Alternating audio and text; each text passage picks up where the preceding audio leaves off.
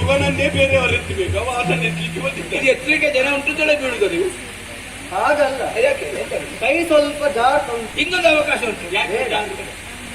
ಬೆಳಿಗ್ಗೆ ಬರುವಾಗ ತುಪ್ಪದಲ್ಲಿ ಊಟ ಮಾಡಿ. ತುಪ್ಪದಲ್ಲಿ ನಾವು ಕಟ್ಟದಲ್ಲಿ ಊಟ ಮಾಡಿ.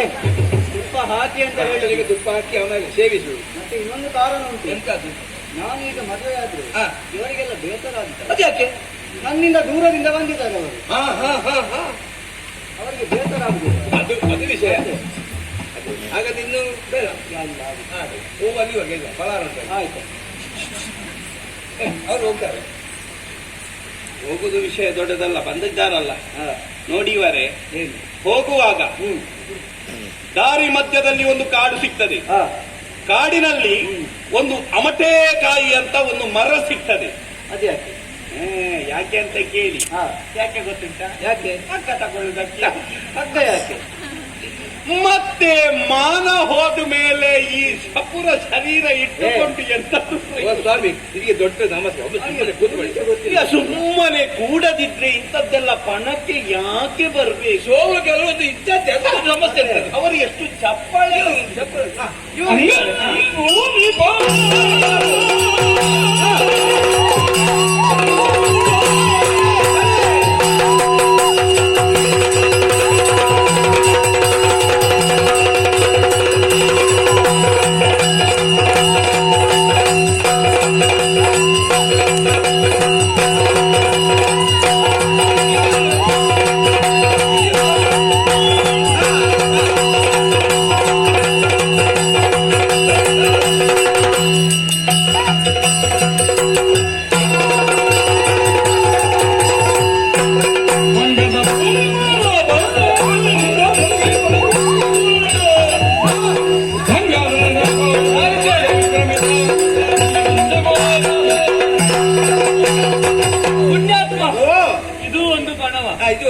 ನಾವು ಎಂತೆಂತ ಬಿಲ್ಲನ್ನೇ ನೋಡಿದವರು.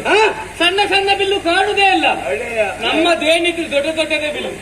ಅವರು ಸರಿ, ಅವರು ಇಷ್ಟರವರೆಗೆ ಸಣ್ಣ ಬಿಲ್ಲು ನೋಡಿಲ್ಲ, ದೊಡ್ಡ ದೊಡ್ಡದ್ದು ನೋಡಿದ್ದು ಮಾತ್ರ ಜನ್ಮದಲ್ಲಿ ಎತ್ತಿ ಕೊಟ್ಟಿಲ್ಲ. ಈಗ ತೋರ್ಬೇನು ನನ್ನ ಭುಜಬಲದ ಪರಾಕ್ರಮ. ಯಾರು ತಿಳಿಯುವುದು?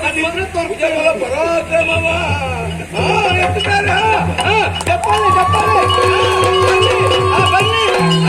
ಈಗ ಎತ್ತಿದ್ದಾರೆ. ಈಗ ಎತ್ತು, ಈಗ ಎತ್ತು. ಸ್ವಲ್ಪ ನನ್ನನ್ನು ಎತ್ತು. ಬಿದ್ದಾಗ ನೀರು ಎತ್ತದು ಮಾರ. ಒಂದು ಹೋದ್ರೆ ಇನ್ನೆರಡುಂಟು, ಪ್ರಯತ್ನ ಬರ್ತೇನೆ. ಈಗ ಎರಡನೇ ಕೈ ಒಟ್ಟು ಮಾಡಿ ಎತ್ತುತ್ತಾ ಇದ್ದಾರೆ. ಈ ಜನ ಎತ್ತುದು ಎತ್ತುವುದೇ.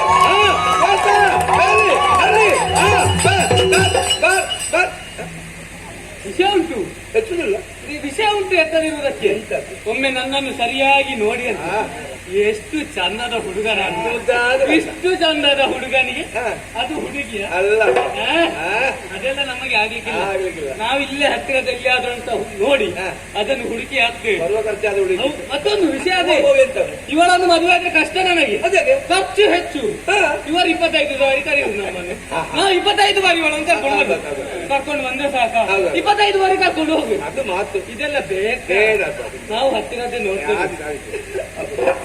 ನೋಡಿ ಓಂಗುವವರೇ, ಓಂಗುವರು ಅವರದ್ದು ರಾಜ್ಯ ವಂಗ ದೇಶದವರು. ವಂಗ ಅಂತ ಹೇಳಿದ್ರೆ ಒಬ್ಬನು ರಾಜನನ್ನು ಏಕವಚನದಲ್ಲಿ ನಾವು ಕರೆಯುವುದಾ?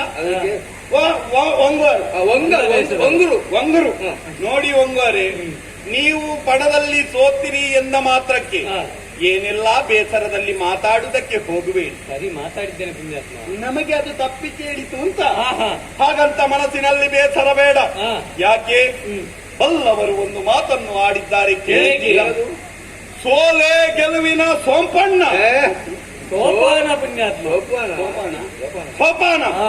ಇಂದು ನೀವು ಈ ಮಂಟಪದಲ್ಲಿ ಸ್ಪರ್ಧೆಯಲ್ಲಿ ಸೋತಿರಿಯಿಂದ ಮಾತ್ರಕ್ಕೆ ಬೇಸರಿಸಿದರಿ. ಮತ್ತೊಂದು ಕ್ಷೇತ್ರವನ್ನು ನಾಳೆ ಸೇರಿ ಅಲ್ಲಿನಾದಂತಹ ನಿಮ್ಮದಾದಂತಹ ಪೌರುಷವನ್ನು ಪ್ರದರ್ಶಿಸಿ ಅಲ್ಲಿಯೂ ಸೋತಿರ. ಬೇಡ ಬೇಸರ, ಮಮ್ಮಲ ಮರುಗದಿರಿ, ಖಿನ್ನತೆಗೆ ಒಳಗಾಗಬೇಡಿ. ಮತ್ತೊಂದು ಪಣವನ್ನು ಸೇರಿ ಅಲ್ಲಿ ನಿಮ್ಮದಾದಂತಹ ಬಾಹುಲ್ಯವನ್ನು ಪ್ರದರ್ಶಿಸಿ ಅಲ್ಲಿಯೂ ಸೋತಿರ. ಬೇಸರ ಬೇಡ, ಮತ್ತೊಂದು ಕಡೆ ಹೋಗಿ ಅಲ್ಲಿ ನಿಮ್ಮದಾದಂತಹ ಪ್ರದರ್ಶನ ನೀಡಿ ಅಲ್ಲಿಯೂ ಸೋತಿರ. ಬೇಸರ ಮಾಡುವುದು ಬೇಡ. ಹಾ. ಹೀಗೆ ಹೋಗಿ ಸೋತು ಸೋತು ಸೋತು ಸೋತು ಮತ್ತೆ ನಿಮಗೆ ಅಭ್ಯಾಸ ಆಗುತ್ತದೆ ಇವರೇ. ಇದೆಲ್ಲ ಇದು ಮತ್ತೊಬ್ಬರು ಕೀಳು ಮಾಡಿ ಎಂತದಕ್ಕೆ ಇದನ್ನೆಲ್ಲ ಅಕ್ಕಳಿ ಕಾಶ್ಮೀರ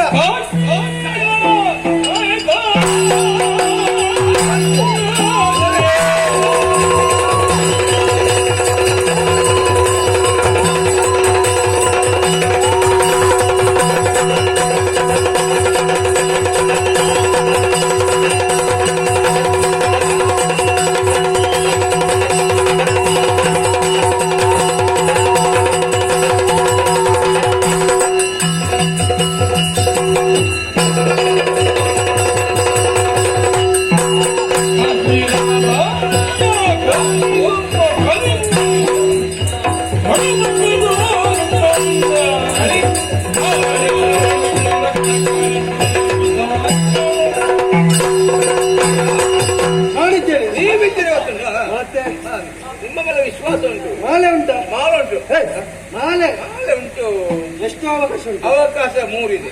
3 ಬೇಡ, ಮತ್ತೆ ಒಂದೇ ಸಾಕು. ನೀವು ಕಾಶ್ಮೀರದ ಮರ್ಯಾದೆ ಉಳಿಸ್ತೀರಿ ಗೊತ್ತು ನನಗೆ. ದಯವಿಟ್ಟು. ಎತ್ತಿ. ಚಪ್ಪಾಳೆ. ಚಪ್ಪಾಳೆ.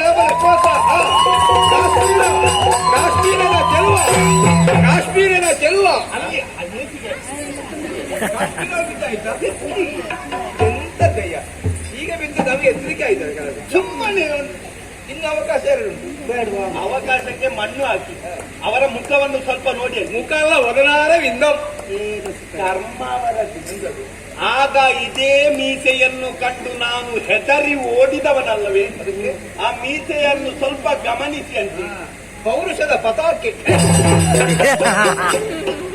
ಎಂತದ್ದು ಸ್ವಾಮಿ ಒಂದು ರಾಜ್ಯ. ಕರ್ಮಾವನದ್ದು ನೋಡಿ ಅಂತೆ. ಇನ್ನೂ ಪ್ರಾಯ ತುಂಬಲಿಲ್ಲ. ಇಷ್ಟು ಬೇಗ ಮನೆಯಲ್ಲಿ ಮದುವೆ ಮಾಡಿಸುವುದಿಲ್ಲ ಅಂತ ಮೊದಲೇ ಗೊತ್ತುಂಟು.